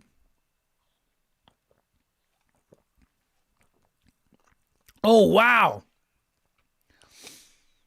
That's a heavy-ass cherry punch. These things pack a fucking punch. This one just hits you in the face with like blackberry. This one just hits you in the face with red.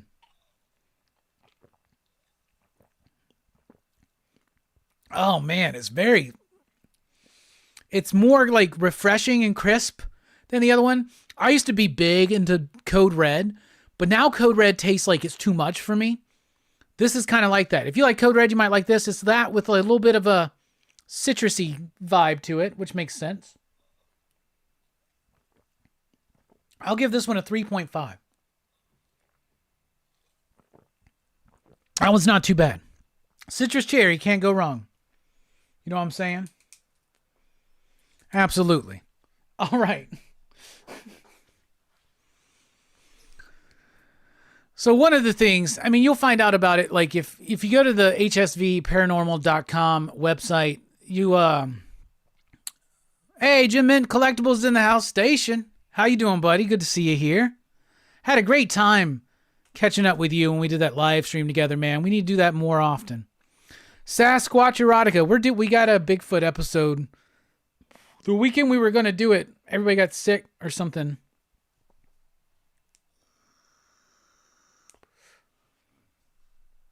You're kind of like a Shirley Temple a little bit, yeah?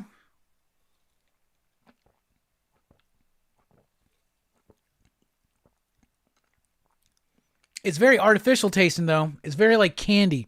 It's very like chewy candy. That's what I like. Now let me try the blackberry one again.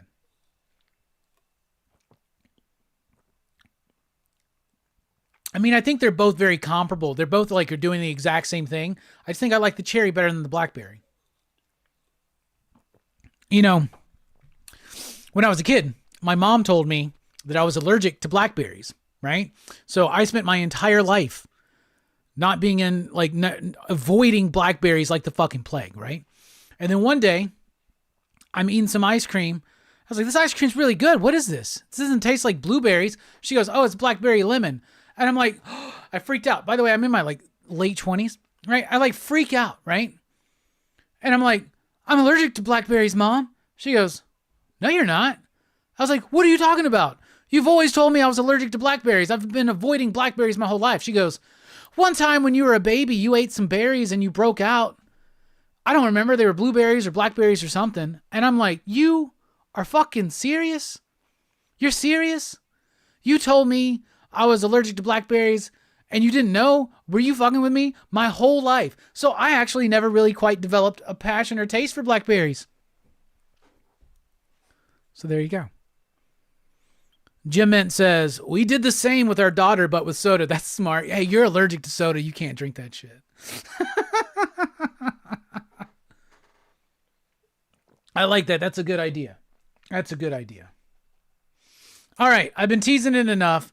So I got to go and meet and have a chat with someone today he's an actor who's in some of the biggest movies of the 1980s.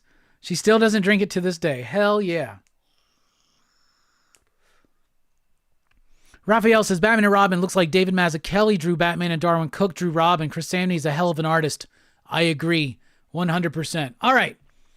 So the whole video will drop on Thursday. One of the plans that we're trying to do is more like interviews to widen out just from not just comic creators, but trying to interview a bunch of other people in the entertainment industry. And we had Brandy Roderick on the show not too long ago. And this will be our second official celebrity interview, if you want to call it that. But I talked to C. Thomas Howell, who you will know from E.T., Red Dawn, The Outsiders, The Hitcher, Soul Man, and many more. So I had a chat with him today. The video will drop on Thursday, but I'm going to give you guys a little bit of a tease. Check it out.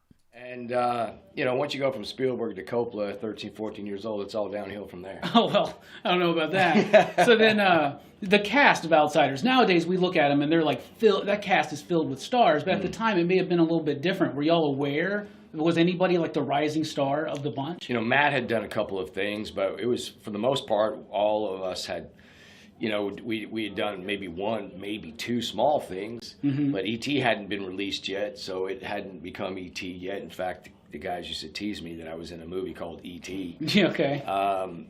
But, there was we all suspected that it was special. I mean, we were big fans of the book, and S.E. Hinton and Francis Ford Coppola, that's a pretty dynamic duo right there. Yeah. And we had high hopes, but here we are 40 plus years later, and I must have seen 1 million Stay Gold tattoos in my day. I never really suspected that it would become required reading in 80% of the schools across America. And yeah. Probably another 80% of those schools screen the film, and every year I get a new batch of crying teenagers that come on my social media sobbing that Johnny Cade is dead, and then they find out Pony Boy is 57 and old and gray, and they really start crying. So, it's been a hell of a ride and a great platform to reach out to the kids.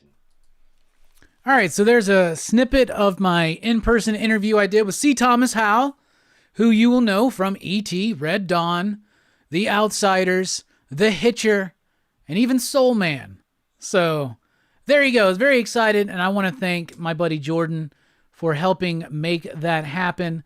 And C. Thomas Howell, I believe he goes by Tommy, was a super cool dude, and we had a good, probably a 10-minute conversation. That'll be dropping on Thursday morning here on the channel. So, boom. I'm excited for that, and I hope to do more. We'll see what happens. Well, thank you, Fable. I appreciate it. All right. We're getting into the show and tell portion of the program, everybody. Oh, I was going to tell you about the movies I watched. We're not quite at show and tell yet. All right, so I watched Hell House LLC. Right? It came out a while ago, but I just watched it for the first time. And I've also watched the sequel, Hell House LLC, the Abaddon Hotel or something like that.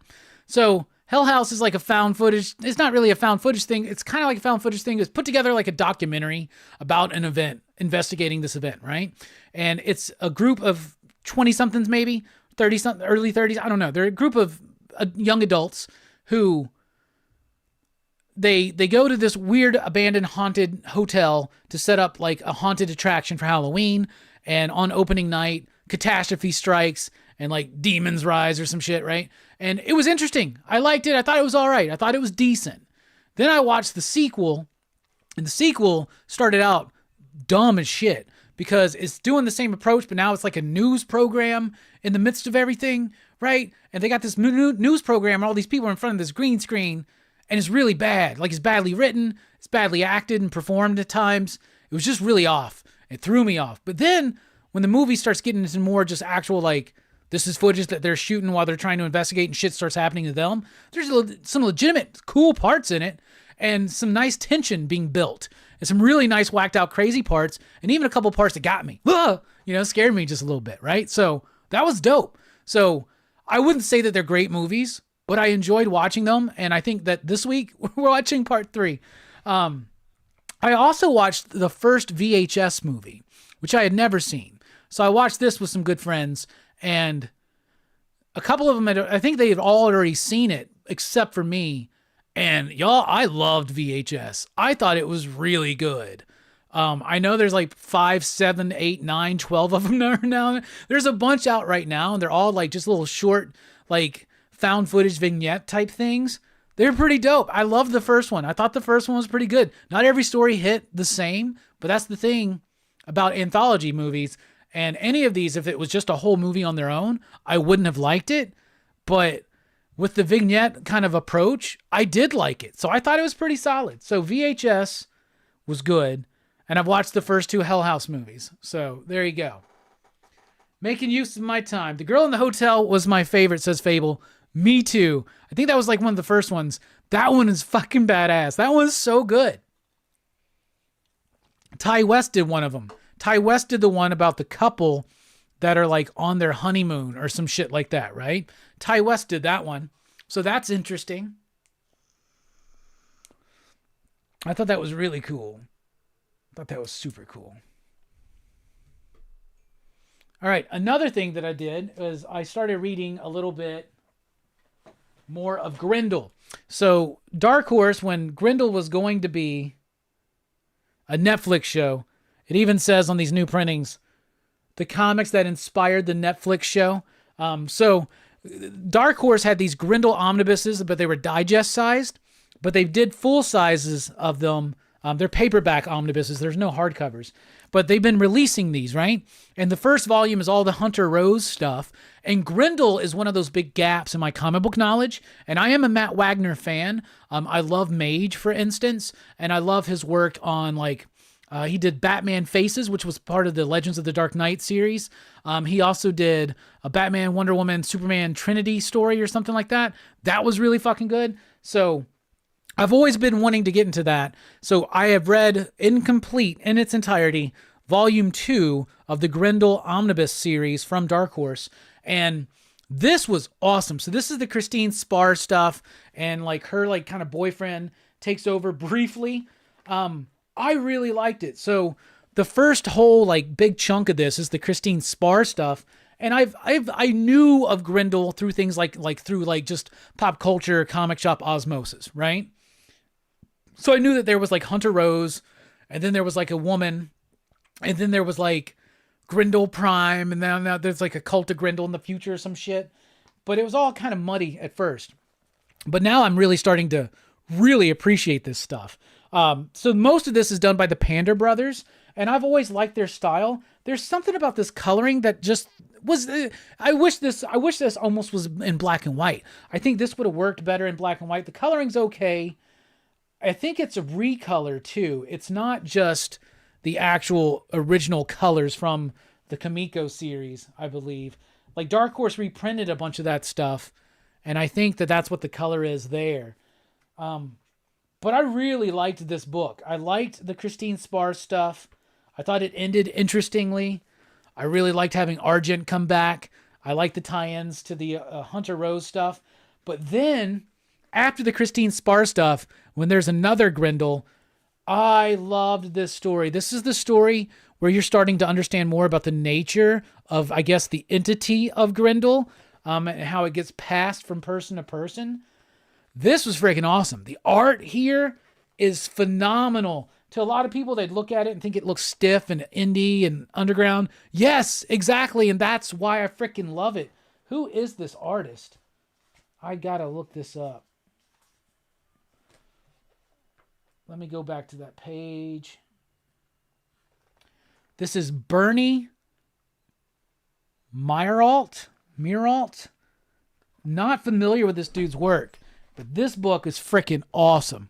The colors, just everything. You really get the sense of the desperation of this dude and how sick he's starting to feel. It's such a good story, and I love the art. And then it ends, after his story ends, with Matt Wagner coming in and doing like 4 issues, kind of going back to Hunter Rose and telling stories about Hunter Rose. And like all of this is done in 25 panel grids.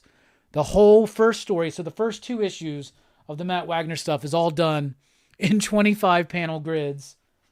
And then the second story is all done in these extreme, like McFarlane early image-esque long and narrow panels and a really limited color palette of just kind of like red and yellow and blue. And it gives it kind of like a 60s animation kind of aesthetic and vibe. And it's just so freaking good. So 2 different styles, 2 different storytelling compositions and formats that Matt Wagner is playing with. And that was the Grendel Omnibus Book 2. Very freaking pumped. Book 3, I believe, is called Orion's Reign or something like that. So I don't know. We're going to be getting to that eventually, but I may want to read something else in between. You never know. You never know.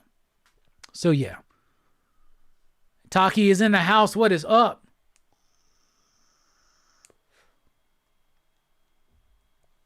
"62 Lefty Blue says some of the VHS directors did Southbound and The Ritual and The Night House. All pretty good. Hell yeah. Name Changes says, I got the new Grendel series. Yeah, see, I read the first issue, but I was so fucking lost. And I was like, you know what? I'm slowly working my way through. But now I'm through a big chunk of like the foundational stuff. I'm through that. You know, the Hunter Rose stuff, the Christine Spar. And now I'm ready to go and dive into the world of... Because there's a lot more Grendel, y'all. I think right now there are 6 of those omnibuses out. And I know we got like 1 or 2 more of the Richard Corbin Den books to cover or to release. And then I want to sit down and read all of Richard Corbin's Den. Dark Horse does some really great paperback collections. You know, we always talk about like DC can outdo Marvel with the collections and this and that. And Image's got great hardcovers and shit like that. But like... Don't sleep on Dark Horse. They're really good at doing like affordable books, keeping things in print, you know, compiling them in big chunky things like the Grendel Omnibus or the Hellboy libraries, those little soft cover omnibuses, the EC archives that they're doing now in paperback, which I'm collecting, the Creepy and the Eerie collections. Those are super, super fucking cool. Starscream, when is my birthday? My birthday is in May. Vicman de Santiago, what is up? Hello there, first time here. I'm from Mexico City. Glad to watch you all. I want to read those Grendel omnibuses. I highly recommend them. This has been a big gap in my reading history, and I am loving it. And this took like a good solid like 2 weeks of reading, just plucking away at it, because they're not fast reads, they're not quick reads, but they are innovative, they are interesting, and they are so freaking cool. And the story, man, it gets dark. It's light at times. It's got action. So cool.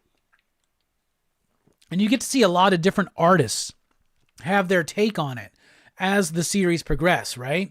So like in volume 1, the Hunter Rose stuff, most of that is like the Grendel black, white, and red stuff. You got art by like Tim Sale.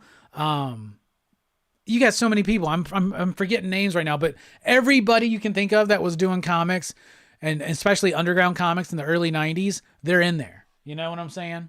So it's dope. It's dope stuff.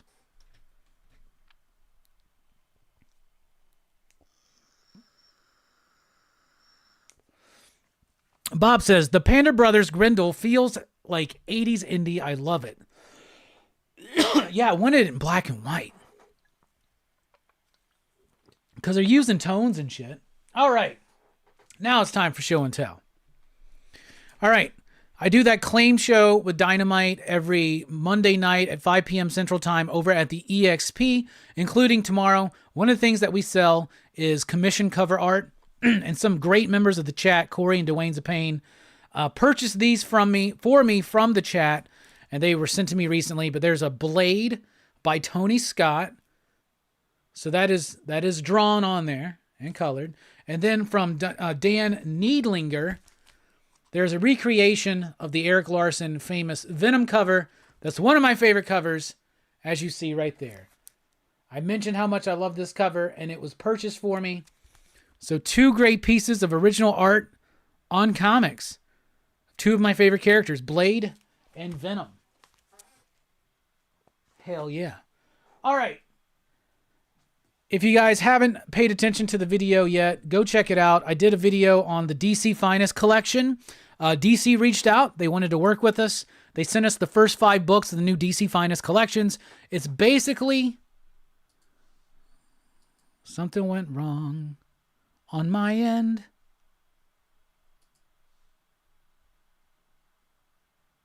There you are. Something went wrong on my end, but I think we're back. All right. So DC, so they're basically like the Marvel Epic collections, but for DC, and they're going to go all the way back to like 38 through 2011 is their plan. So we'll see. I want this whole collection to be completed because this is a bunch of stuff. Like the first wave is stuff that has been collected before in various forms, but some of them very expensive forms. And this is an interesting way to be able to get them kind of affordable. These are all $40, but they're big, they're chunky, and they're cool. I did a whole video about them, but I wanted to show them off again. There's Wonder Woman Origins and Omens. And like I said, it's kind of like an epic collection, but for DC. And this collects Wonder Woman in 2007 through 2009.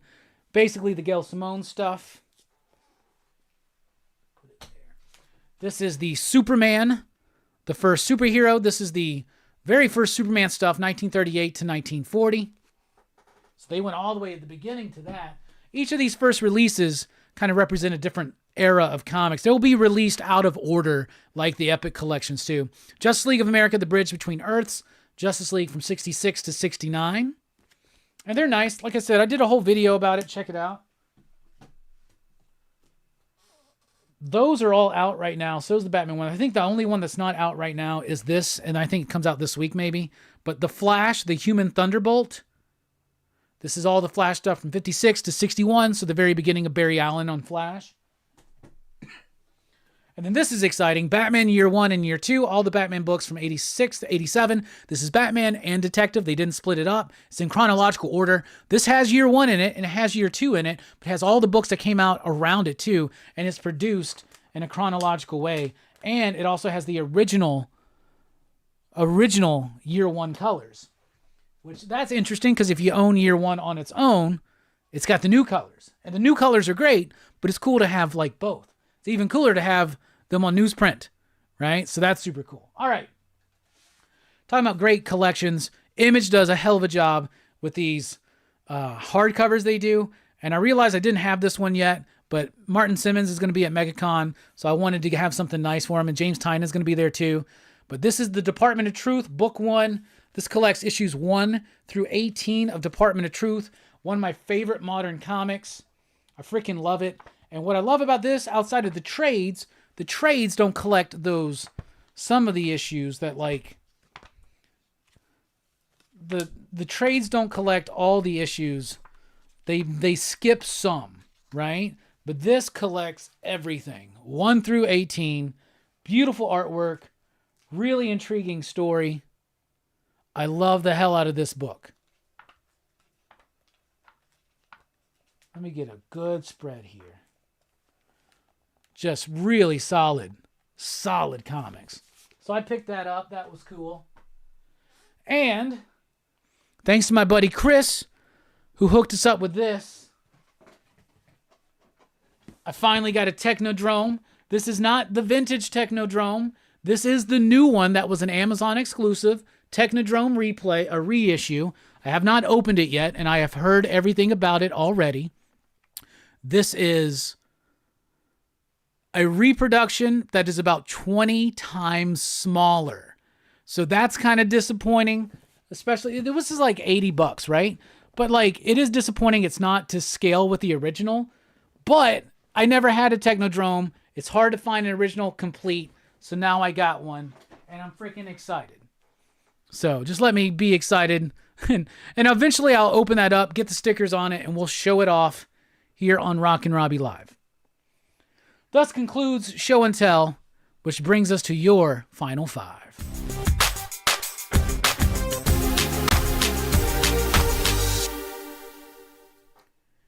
It's all about the sewers. I have the vintage sewer playset.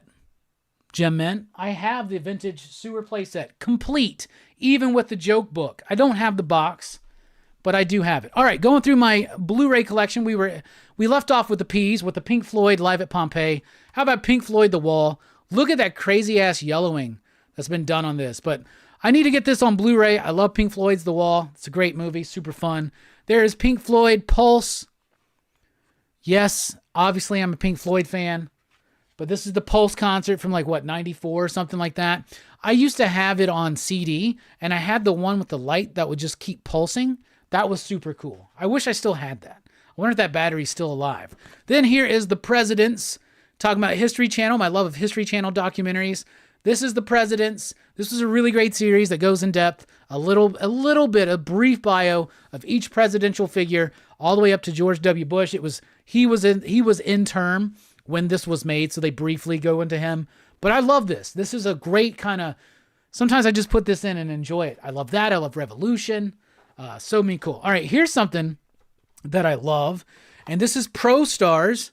If anybody remembers, Pro Stars was an early 90s animated series where Bo Jackson, Michael Jordan, and Wayne Gretzky were kind of like their own superhero team. I don't know if they've ever released like a whole thing of Pro Stars. This just has 3 random episodes on it.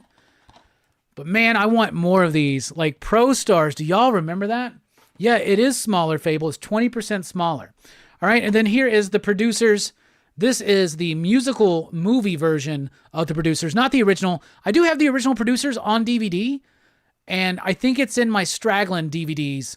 So we'll probably get to that at the end of this experiment. So anyway, there you go, and that has been your very own and official